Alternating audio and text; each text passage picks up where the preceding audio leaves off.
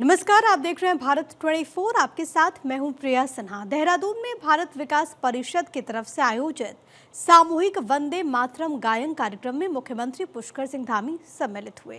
इस मौके पर बच्चों ने खास प्रस्तुतियां दी। सीएम धामी ने सबको गणतंत्र दिवस की शुभकामनाएं दी, भारत विकास परिषद का आभार व्यक्त किया। कहा कि वंदे भारत के सामूहिक गायन से राष्ट्र प्रेम की ज्वाला और अधिक बढ़ जाती है।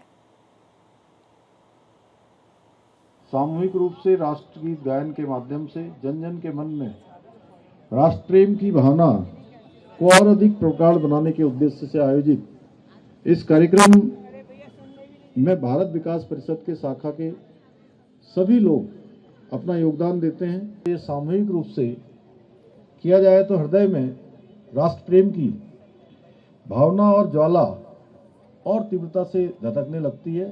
देहरादून के परेड ग्राउंड में गणतंत्र दिवस समारोह का आयोजन हुआ। कार्यक्रम में राज्यपाल लेफ्टिनेंट जनरल गुरमीत सिंह ने परेड की सलामी ली। इस दौरान सीएम पुष्कर सिंह धामी मौजूद रहे। कई विभागों की झांकियां निकाली गई। छात्र छात्राओं ने सांस्कृतिक कार्यक्रम प्रस्तुत किए। राज्यपाल retired lieutenant general Gurmeet Singh ने कहा कि आज हमारी पहचान केवल आर्थिक या फिर सैन्य ताकत तक सीमित नहीं, हमारी उपलब्धियां अब विज्ञान, तकनीक, खेल और संस्कृति में भी अद्वितीय है। राज्यपाल ने देश की एकता और अखंडता की रक्षा के लिए अपना सर्वस्व न्यौछावर करने वाले स्वतंत्रता संग्राम सेनानियों, वीर शहीदों को स्मरण कर श्रद्धांजलि दी। इसके साथ ही साथ उन्होंने कहा कि भारत अब विश्व का तीसरा सबसे बड़ा स्टार्टअप इकोसिस्टम बन चुका है, जो कि युवा उद्यमियों की रचनात्मक और मेहनत का परिणाम है।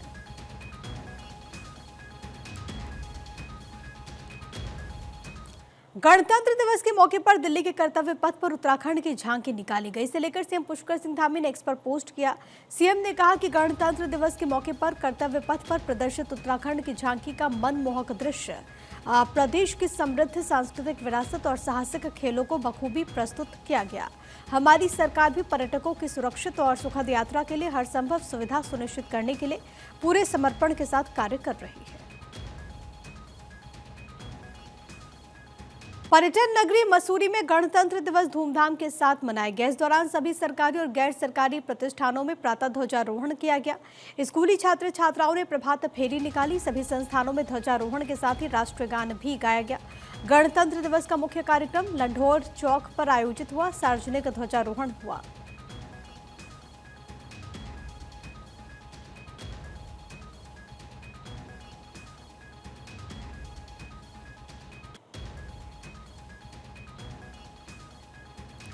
उत्तराखंड के मुख्य सचिव राधा रतूड़ी ने 76वें गणतंत्र दिवस पर देश और प्रदेश वासियों को शुभकामनाएं दी। उन्होंने कहा कि पूरा देश अपने गणतंत्र दिवस पर धूमधाम से समारोह मना रहा है। सभी को गणतंत्र दिवस की ढेर सारी शुभकामनाएं।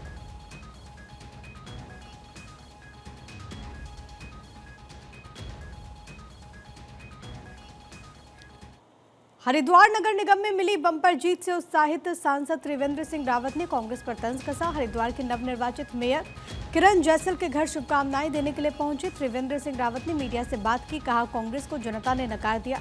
11 में से 10 नगर निगम की सीट पर भाजपा को जीत मिली। उन्होंने ये भी कहा कि आगे कांग्रेस के मुंह तक आग आ गई है। हरिद्वार नगर निगम में भाजपा का बोर्ड बनने से यहाँ विकास के काम में तेजी से आगे बढ़ेंगे।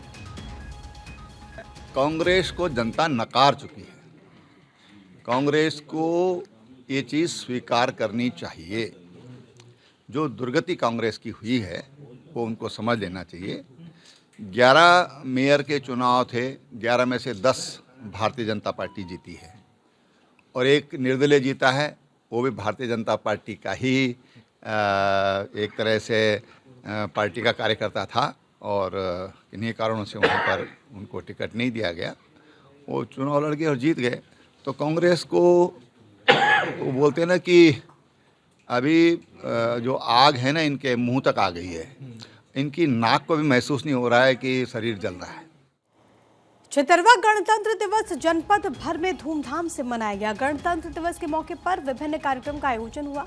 प्रभात फेरी का आयोजन नंदा देवी के प्रांगण से मुख्य बाजार होते हुए चौघान पाटा तक किया गया, जिसमें स्कूली बच्चों और जनप्रतिनिधियों और स्थानीय लोगों ने हिस्सा लिया।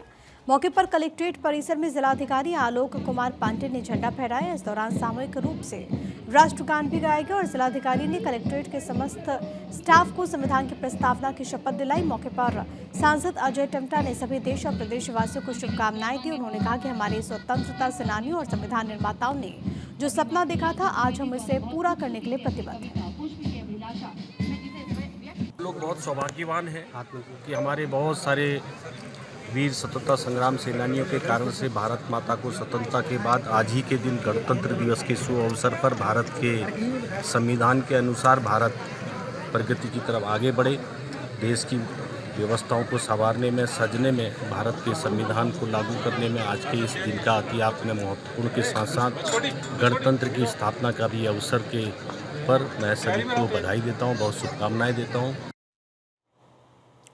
वहीं उत्तराखंड में निकाय चुनाव परिणाम आने के साथ ही उत्तराखंड के 11 नगर निगम में से 10 पर बीजेपी ने जीत हासिल कर ली। मौके पर राजधानी देहरादून प्रदेश कार्यालय में नवनिर्वाचित मेयर पार्षदों का सम्मान समारोह हुआ, जिसमें भारी तादाद में बीजेपी के पदाधिकारी कार्यकर्ता मौजूद रहे। पुष्कर सिंह धामी ने सभी कार्यकर्ताओं, नवनिर्वाचित मेयर प्रत्याशियों, पार्षदों को बधाई दी। सीएम ने कहा कि ये जीत पार्टी की जीत नहीं बल्कि उत्तराखंड की जनता की जीत है। उन्होंने ये भी कहा कि उत्तराखंड में बीजेपी ने प्रचंड बहुमत से छोटी सरकार का गठन किया। मैं इस मौके पर सभी नवनिर्वाचित मेयर को बधाई देता हूं। राजधानी देहरादून के नवनिर्वाचित मेयर सौरभ थपलियाल ने कहा कि राजधानी देहरादून की जनता ने बहुमूल्य वोट देकर विजय बनाया। आगामी दिनों में बोर्ड गठन के साथ ही राजधानी देहरादून के विकास कार्यों को गति देने का काम किया जाएगा।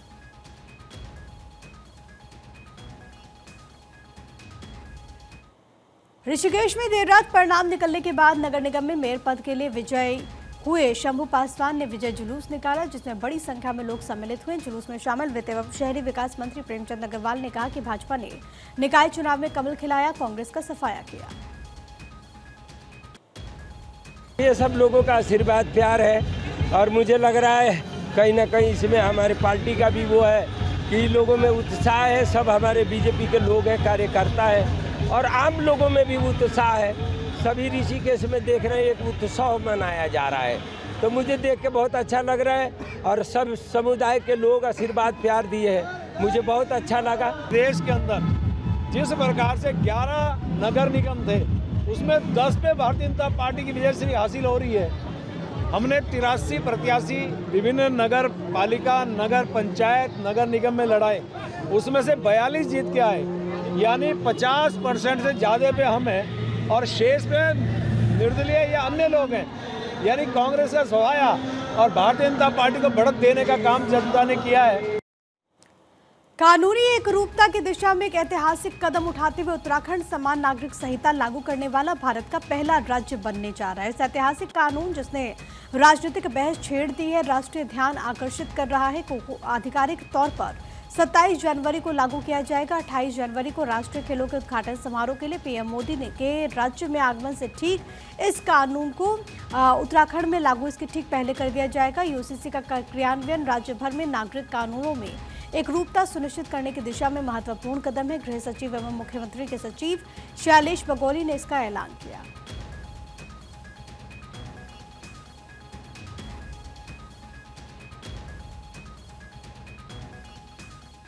सभी तैयारियां पूरी हो गई हैं और एक समृद्ध समाज बने जिसमें लिंग, जाति, वर्ग, कोई भी भेद न हो, धर्म का भेद न हो, सबके लिए कानून। ये हमारे प्रधानमंत्री आदरणीय मोदी जी के नेतृत्व में हमारा देवभूमि उत्तराखंड की जनता के साथ संकल्प था, हमारा वायदा था। हम उस वायदे को पूरी तरह से कल लागू करके पूरा कर रहे हैं। और मैं आपको बता दें कि इससे क्या क्या बदलेगा। तो यूसीसी से बेटे और बेटी को संपत्ति में समान अधिकार मिलेगा। व्यक्ति की मौत पर पत्नी, बच्चों में संपत्ति का समान वितरण होगा। समान कारण पर ही तलाक मिलेगा। लिव इन में रहने वाले कपल के लिए रजिस्ट्रेशन जरूरी है। अब ये ड्राफ्ट कैसे तैयार हुआ वो भी जरा समझिए। 4 खंडों में तैयार हुआ है ये ड्राफ्ट। 749 पेज का ये ड्राफ्ट बना है। 60,000 लोगों से चर्चा के बाद ड्राफ्ट तैयार किया गया। 70 से ज्यादा पब्लिक मीटिंग हुई। 2,33,000 फीडबैक ऑनलाइन लिए गए।